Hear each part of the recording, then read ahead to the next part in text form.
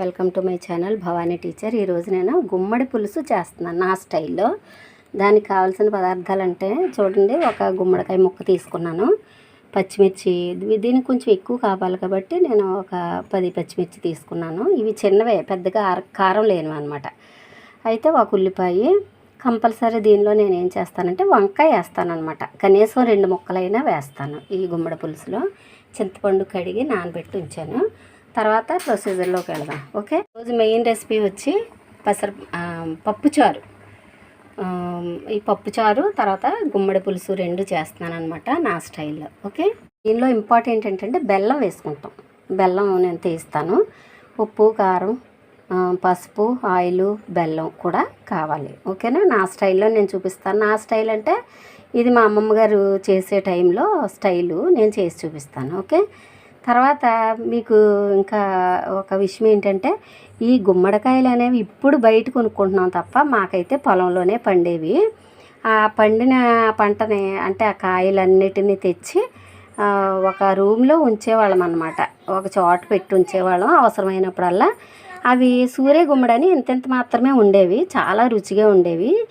అవి ఒక కాయ కోసుకుంటే ఒకళ్ళకి అంటే ఒక పూటగా సరిపోయేది అనమాట. ఓకే, ఒక చాక్లెట్ కావాలా? ఓకే తల్లి, ఇస్తానమ్మా. ఓకే, ఇప్పుడు మనం గుమ్మడికాయ కూర ప్రొసీజర్లోకి వెళ్తాం నా స్టైల్లో అనమాట. ఇప్పుడు ఏం చేస్తానంటే, ఒక డిష్ తీసుకుని దానిలో ఫస్ట్ గుమ్మడికాయ ముక్కలు చూడండి ఇలా పెద్ద పెద్దవి కట్ చేసుకోవాలి. కడిగి చక్కగా కట్ చేసి ఉంచాను. తర్వాత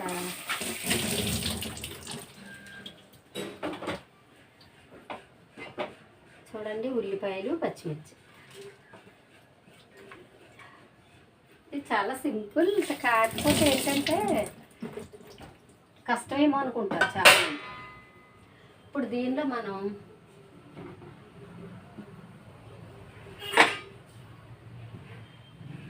కొంచెం ఉప్పు,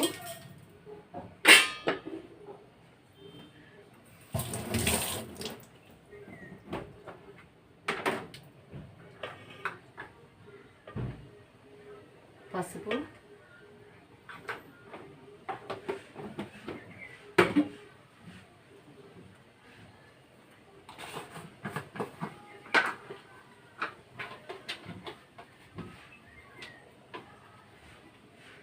కారం. ఉప్పు, కారం, పసుపు అనేవి మనకి మనం తినే కారాన్ని బట్టి, ఉప్పుని బట్టి వేసుకోవచ్చు. వెంటనే చూడండి, నేను ఒక బెల్లం ముక్క వేస్తున్నాను. ఒకటి చాలకపోతే మనం 2 కూడా వేసుకోవచ్చు. బహుశా 2 పడతాయి అనుకుంటున్నాను. వేసేసి మనకి మామూలు బెల్లం ఉంటే దాన్ని కోరి వేసుకోవచ్చు. నాకు ఇవి ఉన్నాయి కాబట్టి, క్యూబ్స్ ఉన్నాయి కాబట్టి నేను ఇవి వేసుకుంటున్నాను. మీరు ఎలాగ కావాలంటే మామూలుగా కూడా అంటే మామూలు బెల్లం కూడా వేసుకోవచ్చు. ఇప్పుడు నేను ఏం చేస్తానంటే జనరల్గా ఇలా చేతితో కలిపేసుకోవచ్చు.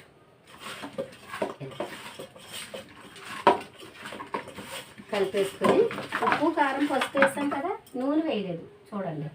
ఇప్పుడు కొద్దిగా అంటే కొద్దిగా నీళ్ళు వేసి ఒక 1/2 గ్లాస్ నీళ్ళు పోసి దాన్ని మనం స్టవ్ ఆన్ చేసి డిష్ పెట్టేసుకుంటాం. ఇప్పుడు ఎప్పుడు కూడా ఈ డిష్ పెట్టేటప్పుడు మనం ఈ అడుగు తుడిచి పెట్టుకోవాలన్నమాట. నేనైతే అలాగే చేస్తాను. మూత పెట్టేసుకుందాం. ఇప్పుడు ఏం చేద్దామంటే, వంకాయ ఉంది కదా, దీన్ని ఒక ముక్క వేద్దాం. 1 కానీ 2 ముక్కలు కానీ వేద్దాం. ఎందుకంటే కట్ చేసి పెట్టి ఉంచితే వంకాయ కండ వస్తుంది కాబట్టి నేను కట్ చేయలేదు. ఇప్పుడు వేద్దాం అన్నమాట. మనం ఎలాగైతే కూరకి వంకాయ కట్ చేసుకుంటామో అలాగే ఉప్పులో వేసే ఉంచుకోవాలి. లేకపోతే ఏమవుతుందంటే కండ్ర వచ్చేసి టేస్ట్ బాగోదు. ఓకే, ఇప్పుడు నేను ఒక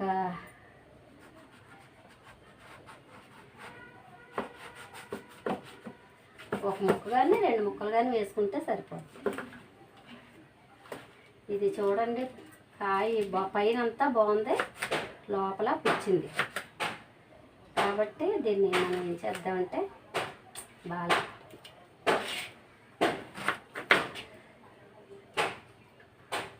ఒక్క 2 ముక్కలు అయితే సరిపోతాయి. కాకపోతే కంపల్సరీ వెయ్యాలన్నమాట. మా అమ్మమ్మ గారు చేసిన ఇది చూడండి, కాయ బాగాలేదు కానీ ఒక 2 ముక్కలు వేసేసి దీన్ని చేద్దాం.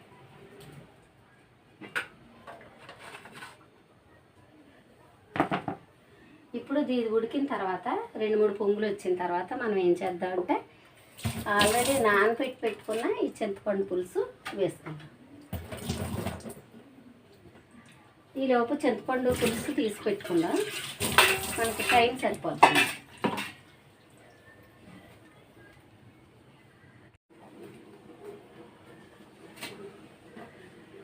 ఇప్పుడు మనం ఏం చేస్తామంటే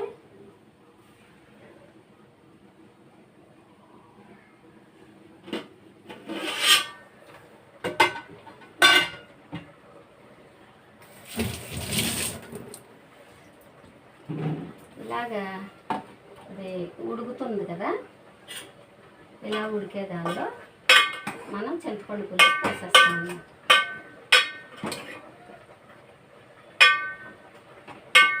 చూపిస్తాను, క్లియర్గా చూపిస్తాను. ఉడుకుతుంది కదా, దీనిలో ఇప్పుడు మనం చింతపండు పులుసు కావాల్సినంత వేసుకుంటాం. వేసుకుని కొంతసేపు ఉడికించాలన్నమాట. దీనిలోనే పచ్చికరివేపాకు వేస్తే చాలా బాగుంటుంది, వేస్తాను. ఇప్పుడు పక్కనేమో పప్పుచారు, పల్చటి పప్పుచారు కావాలన్నారు మా పిల్లలు, అందుకని వాళ్ళకి పల్చటి పప్పుచారు పెట్టాను అనమాట. ఇది చాలా టేస్ట్గా ఉంటుంది. మీకు ఎవరికైనా తెలుసో లేదో కానీ ఇలా పల్చటి పప్పుచారు పెట్టినప్పుడు ఒక చిటికెడు పంచదార వేస్తే అద్భుతమైన రుచిగా ఉంటుంది. పిల్లలకి చాలా నచ్చుతుంది. ఎక్కువ కాదు, మనం ఇలా పసుపు ఎంత వేస్తామో అలాగే వేయాలన్నమాట. అప్పుడు చక్కగా సోర్ టేస్ట్ని ఇచ్చేస్తుంది అన్నమాట. ఓకే, ఇప్పుడు దీనిలో పులుసు వేద్దాం.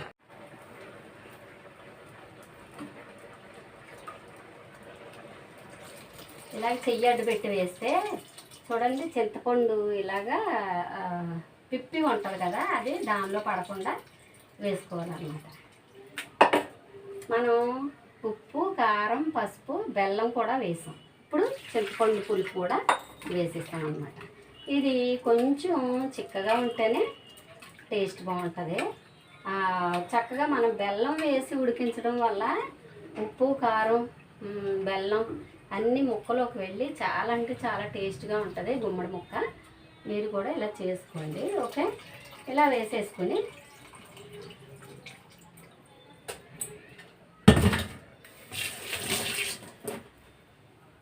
ఒక్కసారి ఇలా కలిపేసి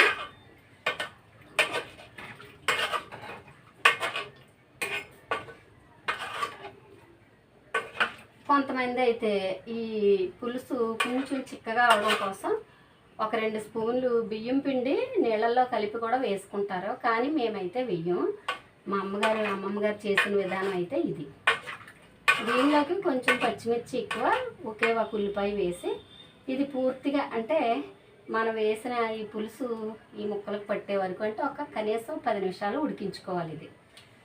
ఇప్పుడు సాల్ట్ చూస్తాను. సాల్ట్ కొంచెం తగ్గింది, వేసేస్తున్నాను. ఇప్పుడు మనం మూత పెట్టేసుకొని ఉడికించుకుందాం.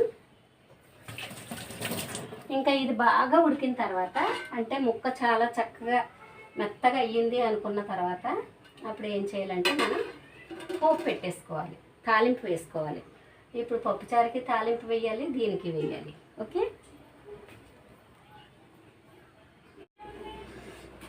ఇప్పుడు ఇక్కడ వంకాయ అంతా కూడా వేస్ట్ అయింది కదా మనకి.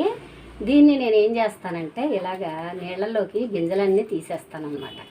తీసేసి దీన్ని మనకి నారు పోసుకోవడానికే ఈ గింజలు వాడతాను. ఎందుకంటే కాయ అంతా పుచ్చిపోయింది కదా, పైనేమో మనం కొనేటప్పుడు చూడడానికి అందంగా చాలా బాగుంది, కోసి చూసేటప్పటికి ఇలా ఉంది. కాబట్టి నేను ఇది చూడండి ఇలాగ అడుక్కి ఇలా విత్తనాలు వస్తాయి అన్నమాట. ఈ విత్తనాలన్నీ కూడా నేను జాగ్రత్తగా ఒక కుండీలో వేస్తాను.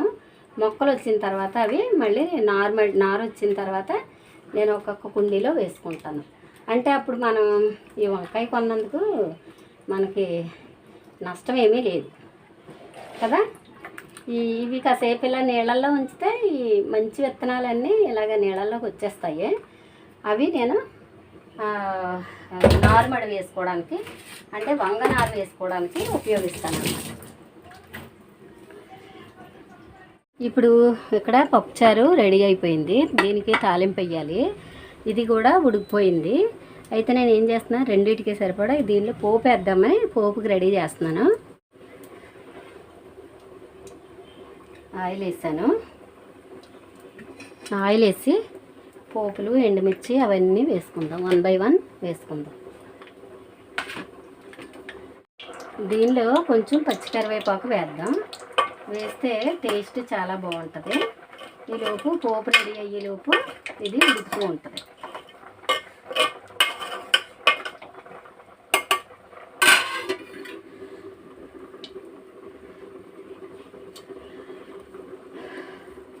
ఫస్ట్ తాలింపులు వేసుకుందాం.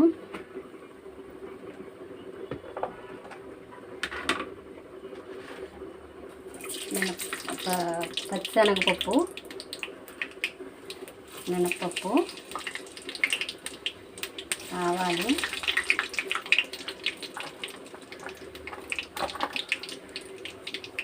జీలకర్ర,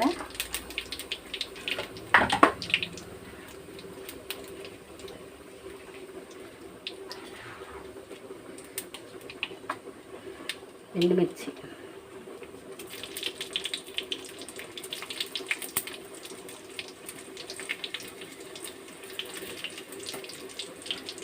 తర్వాత వెల్లుల్లిపాయలు,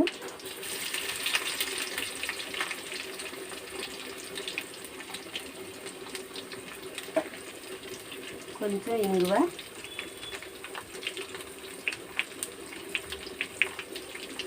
చాలామంది వెల్లుల్లిపాయలు వేస్తే ఇంగు వేరు, ఇంగు వేస్తే వెల్లుల్లిపాయలు వేసుకోరు. నేనైతే 2 వేస్తాను. ఆ 2 వేయటం నాకు నచ్చుతుంది. చూడండి, కరివేపాకు కూడా వేసేస్తుంది.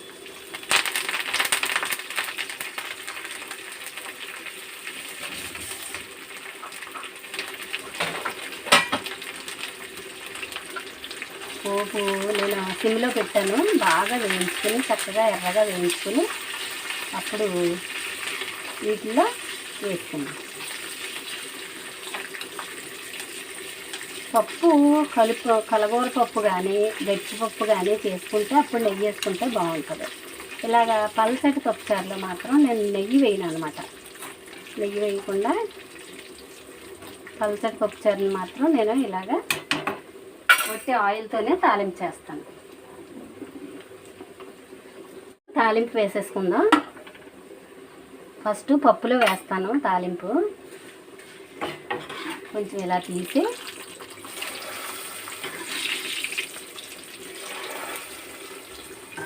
ఇలా వేసిన తర్వాత మూత పెట్టేసుకుని మిగిలింది దీనిలో వేసేసుకుందాం.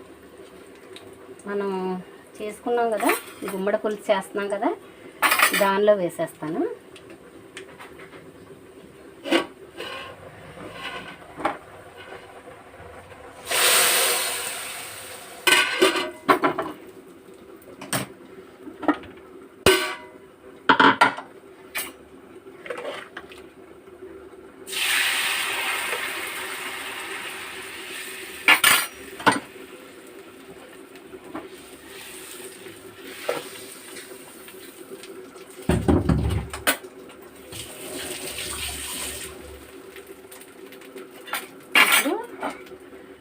పప్పుచారు పూర్తయిపోయింది. గుమ్మడి పులుసు కూడా ఒక్కసారి కలిపెట్టేద్దాం.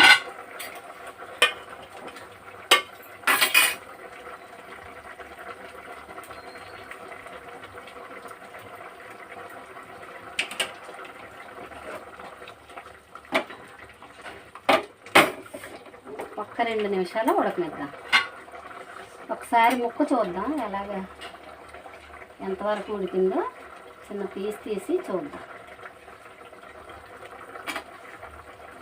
అది చూడండి, ఇంకా కొంచెం ఒక 2 నిమిషాలు అయితే చివరి వరకు కూడా బాగా కుక్ అవుతుంది అనమాట. అంటే మనం వేలుతో తెంచుకుంటే వచ్చేసేలాగా కుక్ అవుతుంది. చాలా రుచిగా ఉంటుంది. మీరు కూడా ట్రై చేయండి. ఓకే, తప్పనిసరిగా ట్రై చేయండి.